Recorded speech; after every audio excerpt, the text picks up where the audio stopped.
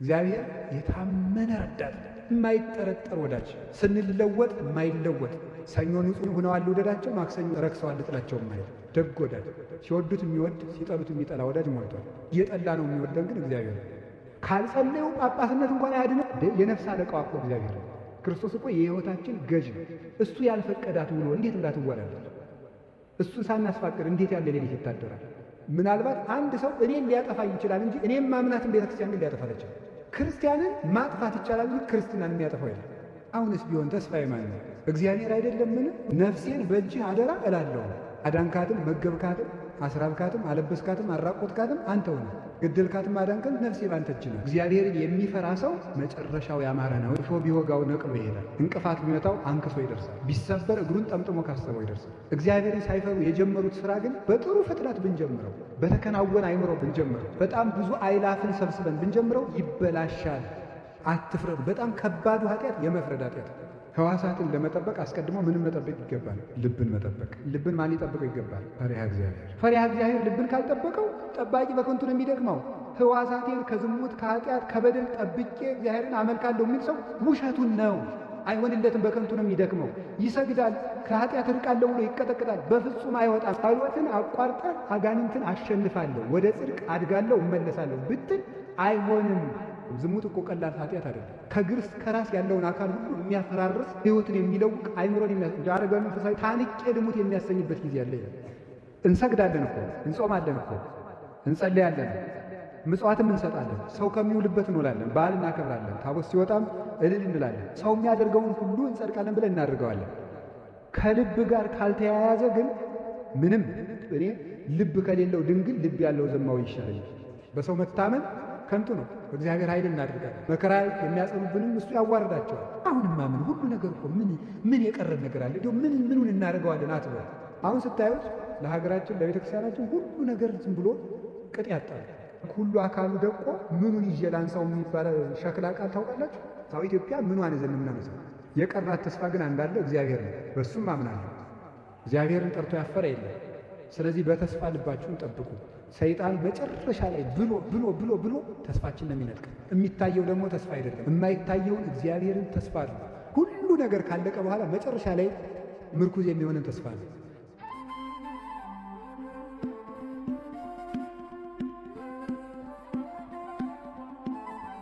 በስመ አብ ወወልድ ወመንፈስ ቅዱስ አሐዱ አምላክ። በስመ አብ ወወልድ ወመንፈስ ቅዱስ አሐዱ አምላክ። በስመ አብ ወወልድ ወመንፈስ ቅዱስ አሐዱ አምላክ። ቅድመ ዓለም የነበረ ዓለምን በካህሊነቱ የፈጠረ ይህንን ዓለም በቸርነቱ የሚመግብ ሰው ሆኖ በይቅርታው ዓለምን ያዳነ ጌታችን መድኃኒታችን ኢየሱስ ክርስቶስ ከባሕሪ አባቱ ከአብ ከባሕሪ ሕይወቱ ከመንፈስ ቅዱስ ጋር ትክክል ለምትሆን መንግሥቱ ዛሬም ዘወትርም ለዘላለሙ ክብር ምስጋና ይግባው። የእናታችን የቅድስት ድንግል ማርያም ወላዲተ አምላክ የቅዱስ መስቀሉ የቅዱሳን መላእክት የቅዱሳን ነቢያትና የሐዋርያት የሰማዕታት የጻድቃን የደናግል የመነኮሳት ሁሉ ረድኤታቸው አይለይም። የተከበሩ መምህራችን መምህር አባ ገብረ ሥላሴ የርዕሰ ገዳማት ወአድባራት ጣና ቅዱስ ቂርቆስ አበምኔት፣ የተወደዳችሁ አባቶች፣ ካህናት፣ ወንድሞች፣ ዲያቆናት፣ የልዑል እግዚአብሔር ክቡራን ቤተሰቦቹ የምትሆኑ አባቶች፣ እናቶች፣ መነኮሳትና መነኮሳያት፣ ምእመናን፣ ክርስቶስ ተንሥአ እሙታን አሰሮ ለሰይጣን ሰላም ኮነ። እሱ ተሰቅሎ ለእኛ ሰላምን የሰጠን መድኃኔ ዓለም ስሙ የተመሰገነ ይሁን። በመካከላችን ተገኝቶ እንዲያስተምረን ቅዱስ ፈቃዱ ይሁንልን። በኩሉ ተዓቅቦ ዕቀብ ልበከ፣ አጥብቀህ ልብህን ጠብቅ በሚል ርዕስ ነው የምንማማረው። እስኪ በሉ አጥብቀህ በሉ። ልብህን ጠብቅ። ድገሙ። አጥብቀህ በሉ። ልብህን ጠብቅ። ሶስተኛ በሉ። አጥብቀህ ልብህን ጠብቅ። መጽሐፈ ምሳሌ ምዕራፍ 4 ቁጥር 23 ላይ የምናገኘው ኃይለ ቃል ነው። ልብን ስለመጠበቅ ነው ዛሬ የምንማማረው ማለት ነው።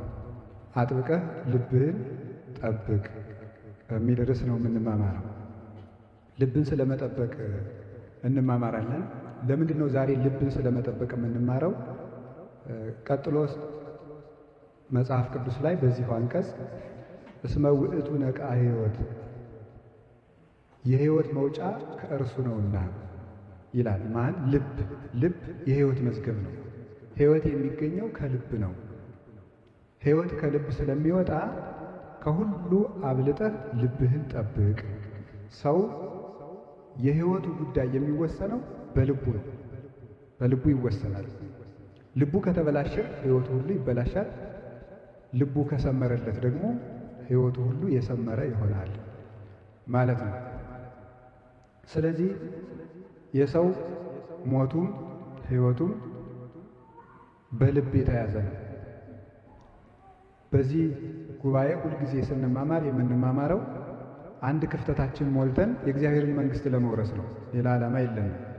የእግዚአብሔርን መንግሥት ለመውረስ ደግሞ ማድረግ ከሚገባን ዋና ነገሮች እግዚአብሔር ያዘዘንን ሥራ መስራት፣ እግዚአብሔርን ማምለክ ነው። እግዚአብሔርን ማምለክና እግዚአብሔርን መውደድ ነው ድህነትን የሚያሰጠን። የዘላለም ሕይወትን እንድወርስ ምን ላድርግ ብሎ ለጠየቀው ሰው ጌታ የመለሰለት ጥያቄም እግዚአብሔርን በፍጹም ልብህ፣ በፍጹም ሕሊናህ፣ በፍጹም ኃይልህ ውደድ የሚል ነው የተነገረው። እግዚአብሔርን በፍጹም ልብህ፣ በፍጹም ሕሊናህ፣ በፍጹም ሐሳብህ፣ በፍጹም ኃይልህ ውደድ ነው ያለው። ስለዚህ እንድድን የዘላለም ሕይወት እንድወርስ ምን ላድርግ ብሎ ሲጠይቅ እግዚአብሔርን በፍጹም ልብህ ውደድ ነው ያለው። ከዚህ የተነሳ ከልብ ሕይወት ይገኛል ማለት ምን ማለት ነው? አምልኮተ እግዚአብሔር ራሱ ከልብ ነው የሚነሳው። እግዚአብሔርን ማምለክ ሃይማኖት ራሱ ከልብ የሚነሳ ነው፣ በልብ የሚወሰን ነው። እግዚአብሔር ልብን ይመለከታል፣ ሰው ደግሞ ፊትን ያያል ተብሎ በቅዱስ መጽሐፍ ተጽፎልናል። እግዚአብሔር ልብን ነው የሚመለከተው፣ ሰው ፊትን ያያል። ሰዎችን በልባችን የያዝነውን ይዘን ልባችን ማየት ስለማይችሉ አታለናቸው ማለፍ እንችላለን። ሰድበን አልሰደብኩም ማለት እንችላለን። ነቅፈን ሲያበቃ አይ አንተ ገምተህ ነው እንጂ እኔ እንደዚህ አላሰብኩትም ልንል እንችላለን። ዋሽተን አይ እኔ አልዋሻውም ራስህ ነህ ያልክ ልንል እንችላለን። እግዚአብሔር እንደዚህ አይባልም። ሁሉን ገልጦ ያያል። ሁሉ በፊቱ እንደ ስጦ የተሰጣ ነው። ስለዚህ እግዚአብሔርን የምናመልከው በምንድን ነው ከተባለ በልብ ነው የምናመልከው። የሕይወት መውጫ ከእርሱ ነውና ሕይወት የሚወሰነው እግዚአብሔርን በልብ በመውደድ በልብ በምናስበው ሐሳብ ነው። ሐሳባችንን ልጄ ልብህን ስጠኝ የሚለው ለዚህ ነው። እግዚአብሔር እጅ ስጡኝ፣ ጆሮ ስጡኝ፣ እግር ስጡኝ ብሎ ራስህን ስጠኝ ብሎ ከሕዋሳት አንዱንም አልጠየቅም። ልብህን ስጠኝ ነው ብሎ የተናገረ። እግዚአብሔር የሚፈልገው ልብ ነው። ስለዚህ ክፉ ሥራዎች ሁሉ ከልብ ነው የሚነሱት፣ በጎ ሥራዎችም ከልብ ነው የሚነሱት። እስመ እምተረፈ ልብ ይነብብ አፍ ብሏል ጌታ በወንጌል የማቴዎስ ወንጌል ምዕራፍ 15 ላይ ከልብ ሞልቶ የተረፈውን አፍ ይናገራል ብሏል። ከልብ ሞልቶ የተረፈውን አፍ ይናገራል። ስለዚህ ደቀ መዛሙርቱ እጃቸውን ሳይታጠቡ በሚበሉበት ጊዜ ለምንድን ነው ደቀ መዛሙርቱ እጃቸውን ሳይታጠቡ የሚበሉት ብለው ቢጠይቁት ከልብ የሚወጣው ነው እንጂ ወደ አፍ የሚገባው አያረክስም አላቸው። ስለዚህ ወደ አፍ የሚገባው አያረክስም ማለት በጾሙም በሌላውም ጊዜ ዝም ብለን ብንበላ አያረክሰንም ለማለት ሳይሆን ከልብ የሚወጣው ቂም፣ ዝሙት፣ ክፉ ሐሳብ፣ በቀል፣ ቅናት ሰውን ያረክሰዋል እንጂ እጅን ታጥቦ መብላትና ለመብላትስ ልብን አያረክሰውም ብሎ ተናግሯል። ስለዚህ ሰውን የሚያረክሰው ከየት ነው ሲባል ከልብ የሚወጣው ነገር ነው። ስለዚህ ልባችሁን ጠብቁ። ልብን መጠበቅ የአምልኮተ እግዚአብሔር መነሻ መጨረሻ ነው። ክርስቲያንነታችን መጠበቅ የምንችለው ልባችን ከጠበቅን ነው። ሃይማኖታችን መጠበቅ የምንችለው ልባችን ከጠበቅን ነው። ስርዓት የምንጠብቀው ልባችን ሲጠበቅ ነው። ራሳችን ራሱ መጠበቅ የምንችለው ልባችን ከተጠበቀ ነው። ልብ ከፈረሰ ሁሉ ይፈርሳል። መኖራችን የልብ ጉዳይ ነው። ልቡናሁ ለብእሲ መንፈሱ ይእቲ ብሏል ቅዱስ አትናቴዎስ ሃይማኖተ አበው ላይ ሲናገር የሰው ሕይወቱ ልቡ ነው ብሏል። የሰው ሕይወቱ ልቡ ነው። ነፍሱ ልቡናው ናት፣ ልቡናውም ሕይወቱ ነው። የሰው ሕይወቱ ነፍሱ ናት፣ ነፍሱ ደግሞ ልቡ ናት። ስለዚህ ልቡን የጠበቀ ሰው ነፍሱን ይጠብቃል። ነፍሱን የጠበቀ ሰው ደግሞ ሕዋሳቱን ያድናቸዋል ከክፉ ነገር። ብዙ ነገሮች እያቀድናቸው የሚፈርሱብን ምክንያት ልብ ስላላመነበት ነው። መልካም ነገሮች ሁሉ ክፉ ነገሮችም አንድ ጊዜ ልብ ካቀደ በኋላ እነዚያን ነገሮች ማስተካከል ጨርሶ የማይቻል። ልብ እንደ መንገድ ያለ ነው። መንገድ ነው። ልብ መንገድ ነው።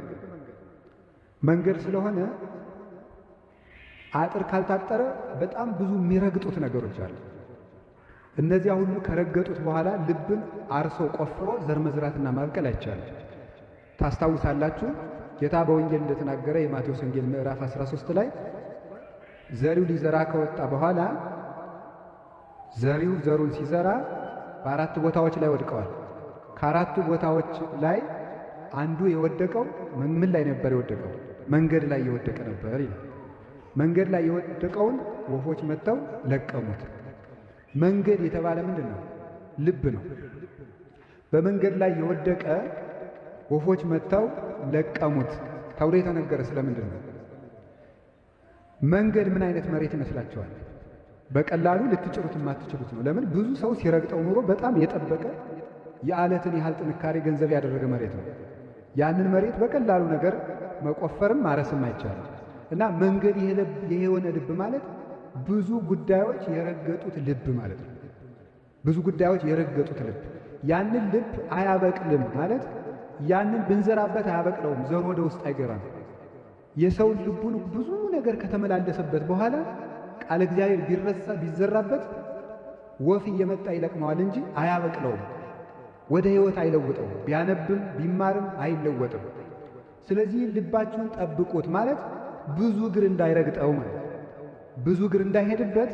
ብዙ እግር ከረገጠው በኋላ መቆፈር ስለሚያስቸግር በቀላል እንደው በዲጅኖ ካልሆነ በጣም በትልቅ ፌሮ ብረት ካልሆነ በትንሽ መቆፈሪያ ልንቆፍረው ስለማንችል በጥቂት ምክር ስለማይመለስ እንደዚህ ያለውን ነገር ከባድ ብረት ብቻ ነው እንዲህ ያለውን መንገድ የሚቆፍረው።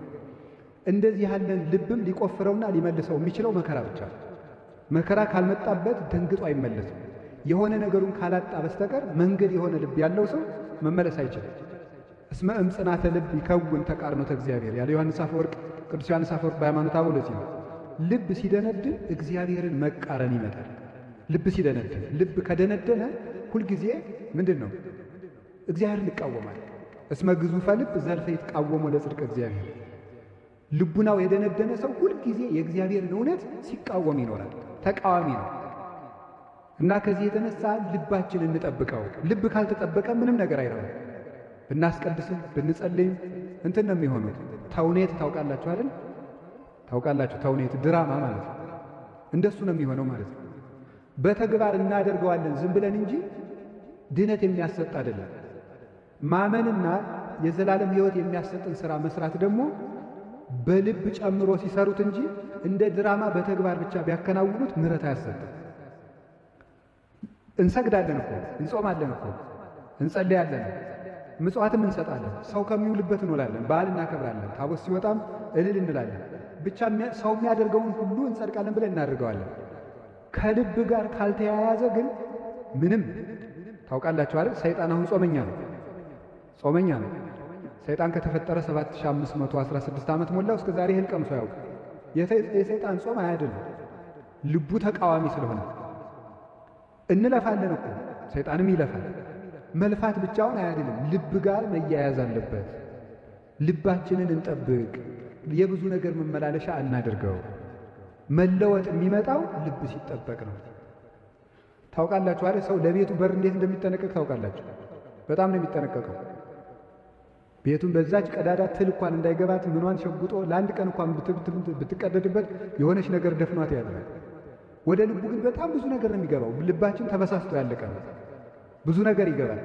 በቀላሉ ደግሞ ማስወጣት አንችልም። እንደዚያ ከሆነ ሕይወትም አይስተካከልም ወይም አያድግም፣ ተመስጦም የለውም። የምናደርገው አምልኮት እግዚአብሔርን ድግግሞች ከመሆኖች ጣዕምም አይሰጠንም፣ አይመስጠንም። ሁሉ ሥራ ወደ መሆን ይለወጣል ማለት ነው።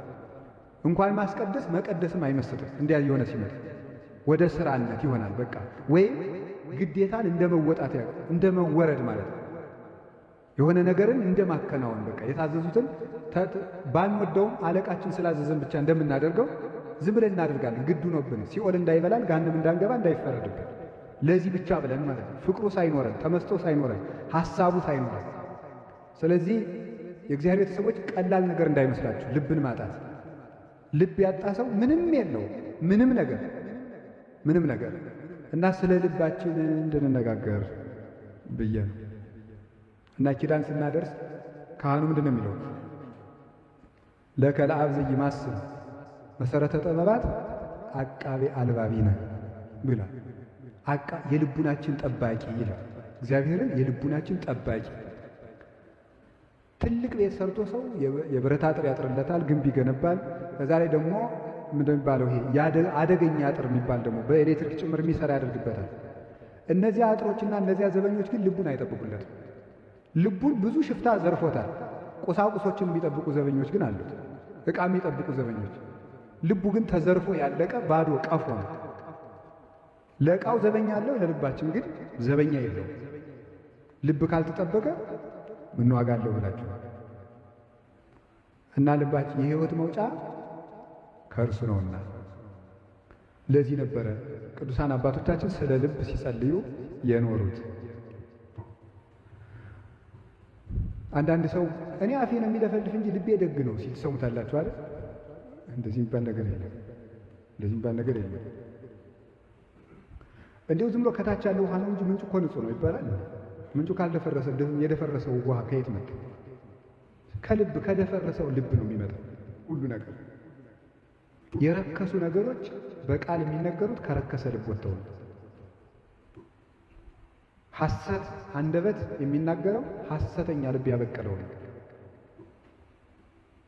ተንኮለኛ አፍ የሚናገረው ተንኮለኛ ልብ ያበቀለው ነው። ልብ ነው። እጅና እግር ሁሉ ልብ ካዘዛቸው ቦታ ይውላሉ። እና ይውላችሁ በቃ የአምልኮተ እግዚአብሔር ዋናው መቅደስ ልብ ነው። ቅድስተ ቅዱሳን ይሏችኋል። ልብ ነው ቅድስተ ቅዱሳን። ኦሪት 3 ክፍል አላት አይደለም እንዴ? ወይም ቤተክርስቲያን ቅኔ ማህሌቱ በሉ። ቀጥሎ ምን አለ? ቅድስት። ቀጥሎ ምን አለ? ቅድስተ ቅዱሳን። እና ይሄ ቅኔ ማህሌቱ ምኑን የሚወክል ይመስላችኋል? ስጋችንን የሚወክል ከራስ ጠጉራችን እስከ እግር ጥፍራችን ያለው ስጋችንን የሚወክለው። ቅድስት የሚባለው ደግሞ ነፍሳችን የሚወክል ነው። መቅደስ ወይም ቅድስተ ቅዱሳን የሚባለው ልብን የሚወክል ነው። የመጨረሻው ካህናት ገብተው የሚቀድሱበት መቅደስ ነው የሚባለው። ክርስቶስ የሚገባበት ካህናት የክርስቶስ ምሳሌዎች ናቸው። ለዚህ አይደል ለምሳሌ ካህኑ ቀድሶ ሲጨርስ ምንድን ነው የሚያደርገው? ይወጣና ቅዳሴ ሲገባ አሁን ቄሱ ልብሰ ተክህኖ ይለብሳል። ልብሰ ተክህኖ ያረዘመውን ያላጠረውን ልኩ የሆነውን መርጦ ይልበስ ይላል። ምክንያቱም ካህኑ የመለኮት ምሳሌ ነው። ካህኑ የሚለብሰው ልብሰ ተክህኖ ደግሞ ክርስቶስ ከድንግል ማርያም የነሳው የሥጋ ምሳሌ ነው። ቢያጥርና ቢረዝም መለኮትና ሥጋ ፍጹም ተዋሂዶን አልተዋሃዱም ብሎ እንደ መካድ ይቆጠርበታል።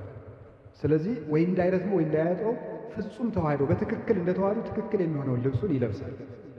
ከዚያ በኋላ ካህኑ ቅዳሴ ከገባ ጀምሮ ቅዳሴ እስኪወጣ ድረስ እስከ ሰረሆተ ሕዝብ እስኪያሰናብት ድረስ ያለችው ጊዜ ጌታችን ኢየሱስ ክርስቶስ በዚህች ምድር የቆያት ጊዜ የምትወክል ናት። የክርስቶስን የምድር ዕድሜ የምትወክል ናት የቅዳሴዋ ጊዜ። ካህኑ በዚያ ቅዳሴ ውስጥ ሕዝቡን በረከት ይሰጣል፣ ያነጻል፣ ይቀድሳል። ጌታችን ኢየሱስ ክርስቶስ በምድር ላይ 33 ዓመት የቆያት ዕድሜ የማንጻት ጊዜ የመቀደስ ጊዜ ነው። ከልደቱ ጀምሮ እስከ ዕርገቱ ድረስ ምድርን ሲያነጻና ሲቀድስ ነው። እያንዳንዷን ቀን የተጠቀመባት ፍጥረትን ለመቀደስ ነው። ካህኑን ያነጻል። ለምሳሌ እስከ ፍሬ ቅዳሴ ድረስ ያለው ቅዳሴ የማንጻት፣ የማዘጋጀት፣ የማብራት ቅዳሴ ነው የሚባለው። ሕዝቡን ለክርስቶስ ሥጋና ደም ሲቀድስ፣ ሲያነጻ፣ ሲያበራ፣ ሲያናጻ ነው የሚቆየው። በኋላ ይቀድሳል፣ ያቆርባል። ካህኑ ቅዳሴ በሚቀድስበት ጊዜ አይደገፍም፣ ከግድግዳው ጋርም አይደገፍም። ቀጥ ብሎ መጨረስ አለበት ቀድሶ ሲጨርስ። ቢደገፍ ግን ክርስቶስ በዚህ ምድር ሳለ አርፎ ነበር ብሎ እንደ ካህን የሚቆጠርበት። ክርስቶስ እንዳላረፈ የሚቀድሰው ቄስም አያርፍም፣ አይደገፍም፣ ምንም አይልም፣ ቀጥ ብሎ ይጨርሳል። ከዚያ በኋላ ምን ያደርጋል? ይባርክና ቀድሶ ሲጨርስ የእግዚአብሔር ሰላም ከእናንተ ጋር ይሁን ብሎ ሕዝቡን እየዞረ ባርኮ ምን ያደርጋል? ወደ መልሶ ወዴት ነው የሚሄደው? ሕዝቡን በእጁ ካሳለመ በኋላ ወደ የት ይገባል? መልሶ ወደ መቅደስ ይገባል ማለት ነው። ይሄ ማለት ምን ማለት ነው? ጌታችን ኢየሱስ ክርስቶስ አስተማረ፣ ተሰቀለ፣ ሞተ፣ ተነሳ። ሲያርግ በእጁ እየባረካቸው ወደ ላይ ወንዘ ይባርኮሙ ተረሃቆሙ እንደሚለው የሐዋርያት ሥራ ምዕራፍ 1 ላይ ሐዋርያትን እየባረካቸው ወደ ላይ አድርጎ ነበርና ቄሱ የክርስቶስን ዕርገት ወክሎ ያሳልምና መልሶ ወደ መቅደስ ያደርጋል። ያ የሚገባባት ቅድስተ ቅዱሳን መልሶ ወደ መቅደስ የሚገባበት ምክንያት ክርስቶስ ወደ ቀዳማዊ ክብሩ መግባቱ ሳጤ መንጦላዕት ገብቶ ማዕርገ መላእክት እንደ ጫማ ተጫምቶ ኖረ የምንለው ከዚህ ተነስተን ነው። በዚያ ስዋሪው የሚኖርና በምዕመናን ልቡና የመኖሩ ምሳሌ ነው። ስለዚህ ልብ በሉ፣ ቄሱ መቅደሱ ካህኑ ብቻ የሚገባበት ነው። ልባችን ክርስቶስ ብቻ እንዲገባበት የተፈቀደ ነው ቅድስተ ቅዱሳን የሚባለው እና ስለዚህ መቅደሱ ልዩ ክብር እንደሚሰጠው ከቅኔ ማኅሌቱ ቅድስቱ ይከብራል። ለምሳሌ በቅድስቱ የሚቆሙት የሚቆርቡ ብቻ ናቸው። ከሚቆርብ ሰው ውጭ በቅድስቱ ገብቶ የመቆም ስልጣን የለውም፣ አልተፈቀደለትም። ከቅድስቱ ከቅኔ ማኅሌቱ ቅድስቱ እንደሚከብረው ከሥጋ ክብር የነፍስ ክብር ይበልጣል። ከቅድስቱ የመቅደሱ ክብር እንደሚበልጠው ከዚህኛው ደግሞ ከነፍሳችን ደግሞ የልብ የመጨረሻዋ የልብ የነፍስ የመጨረሻዋ ቅድስናዋ ንጽሐ ልቡናዋ ይበልጥላል። ስለዚህ ሥጋ አይምሮ ወይም ሕሊናና ልቡና ናቸው ቅኔ ማኅሌት፣ ቅድስት፣ መቅደስ የሚባሉ። ስለዚህ የመጨረሻው ለካህኑ ብቻ። በብሉይ ኪዳን ደግሞ ስትሄዱ በኋላ እነግራችኋለሁ እንዴት እንደሆነ። በብሉይ ኪዳን ደግሞ ስንመለከት በብሉይ ኪዳን ዘመን በቅድስተ ቅዱሳኑ መግባት የሚችለው ማን ነው? ሊቀ ካህናቱ ብቻ ነው። ሊቀ ካህናቱ ብቻ በቅድስተ ቅዱሳኑ ይገባል። ሌዋውያን በውጭ ነው የሚገቡት። ፍጡራን አፋውን ይባርካል። መልአክም ሆነ ካህንም ሆነ በአፋ ነው የሚባርከው። ልብ ውስጥ ገብቶ የሚያድረው የሚቀድሰው ሊቀ ካህናት ኢየሱስ ክርስቶስ ነው። በሐዲስ ኪዳን መቅደሶቹ እኛ ነን። አንደኛ ቆሮንቶስ ምዕራፍ 3 ቁጥር 16 ላይ እንደተነገረው የተአምሩኑ ከመ አንትሙ ታቦቱ ለመንፈስ ቅዱስ፣ እናንተ የመንፈስ ቅዱስ ማደሪያ እንደሆናችሁ አታውቁምን ተብሎ እንደተነገረን አሁን የሐዲስ ኪዳን መቅደሶች እኛ ነን። በዚህ መቅደስ የሚገባው ሊቀ ካህናት ደግሞ ክርስቶስ ነው። ይህ መቅደስ ክርስቶስ እንዲገባበት የተፈቀደ ነው። ምናልባት ሌዋዊ ወይም ሌላ ሰው ወደ ቅድስተ ቅዱሳን ቢገባ መልአክ ይቀስፈዋል። በልቡናችን እንደዚያ ያደረገ ሰው ቢኖር በሀገር ላይ ሁሉ መቅሰፍት ይወርዳል። ልባችን ከክርስቶስ ፍቅር በላይ ሌላ ነገር ቢገባበት ሕዋሳታችን ሁሉ ደዌ፣ ኃጢአት በሙሉ ይቀስፋቸዋል፣ ይጠፋሉ፣ በረዶ ይመታቸዋል። እናማ እንደዚያ ስለሆነ ልባችን ጠብቁ። ልባችን ለመጠበቅ ያልቃል። ልብን እንዴት እንጠብቀው? እንግዲህ ልብ አያችሁ ክብሩ ቅድስተ ቅዱሳን ነው። የእያንዳንዳችን ልብ የሐዲስ ኪዳን መቅደስ ነው፣ ሊቀ ካህናቱ የሚገባበት እርሱም ክርስቶስ ነው። እንዲህ ብሎ እንደነገረ እመቦ ዘዐቀበ ቃሌ አነ ወአብ ንመጽእ ኀቤሁ ወንገብር ምዕራፈ ውስቴቱ። ቃሌን የሚጠብቅ ሰው ቢኖር እኔም አባቴ መጥተን በሱ እናድራለን። የዮሐንስ ወንጌል ምዕራፍ 14 ቁጥር 22 ላይ ቃሌን የሚጠብቅ ሰው ካለ እኔም አባቴ መጥተን እናድራለን። የአብና የመንፈስ ቅዱስን ሲነግረን የወልድን የመንፈስ ቅዱስን ደግሞ ቅዱስ ጳውሎስ ነገረ። እናንተ የመንፈስ ቅዱስ ማደሪያ አይደላችሁምን ብሎ አንዱ አካል እንደማይቀር ሲጠይቅ፣ ስለዚህ ሦስቱም ለሦስቱ አካል መግቢያ ሊቀ ካህናት ኢየሱስ ክርስቶስ ከባሕርይ አባቱ ከአብ ከባሕርይ ሕይወቱ ከመንፈስ ቅዱስ ጋር በተገናዝቦ ባለበት ከወይን ጸንቶ እርሱ ገብቶ የሚቀድሰው ትክክለኛው መቅደስ ልብ ነው። ልብ ነው። ልብ ነው። ምዕመናን አሁን ታያላችሁ አይደል? ደስ ይለኛል። ብዙ ምዕመናን ቅኖች ስለሆነ በተለይ ሴቶቹ ናቸው ይሄን የሚያደርጉት። ቤተ ክርስቲያን ይጠርጋሉ አይደል? አይታችሁ አታውቁም? ታውቃላችሁ? አሁን አባ ሰላማ አሉ፣ ብዙ ጊዜ ይጠርጉላቸዋል እንግዶች ሲመጡ፣ ጽዮንን ማለት ነው። ስለዚህ ሴቶቹ ይጠርጋሉ። ግን ጥሩ ነው መጥረጋችሁ። ልባችሁ ግን ስለ መጥረግ አስባችሁ ታውቃላችሁ? ቤተክርስቲያን መጥረግ ስለሆነ እንደ ልዩ ክብር ቤተክርስቲያን ላጸዳ ነው፣ ለበረከት ለበረከት ግን ልባችን የሚጠረገው መቼ ነው? ኦሪት ዘሌዋውያን ላይ ሲናገር የበጉ ለመስዋዕት የሚቀርበውን በግ ኩላሊቱንና ልቡን ንጹሕ አድርገህ እጠበው ይላል። ንጹሕ አድርገህ እጠበው፣ ራሱን ጭምር እንዲያጥበው። የበጉን ራስ ያጥበዋል፣ ኩላሊቱን ያጥበዋል፣ ልቡን ያጥበዋል። ይህ ምን ማለት ነው? ራሳችሁ ማለት ርዕሰ ልቡናችሁን ፈጽማችሁ ንጹሕ አድርጓል። በግ የተባለ ደግሞ ዛሬ ምን ነው? ዛሬ በሐዲስ ኪዳን በግ የሚባለው እያንዳንዱ ክርስቲያን ነው። አሁን ለክርስቶስ የምናቀርበው የምናርደው በግ የለም። ዛሬ የምናቀርብለት መስዋዕት እሱ ነው። አኀዊን አስተበቅኋክሙ በሳይሉ ለእግዚአብሔር ከመ ታቅርቡ ነፍስተክሙ መስዋዕተ ንጹሐ ወሕያው ወቅዱሰ ለእግዚአብሔር።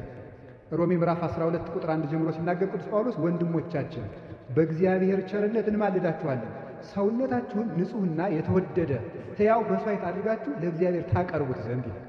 ሕያው ንጹሕ የተወደደ ዋጋ የሚያሰጥ መሥዋዕት አድርጋችሁ ለእግዚአብሔር ታቀርቡ ዘንድ ወንድሞቻችን እንለምናችኋለን ይላል።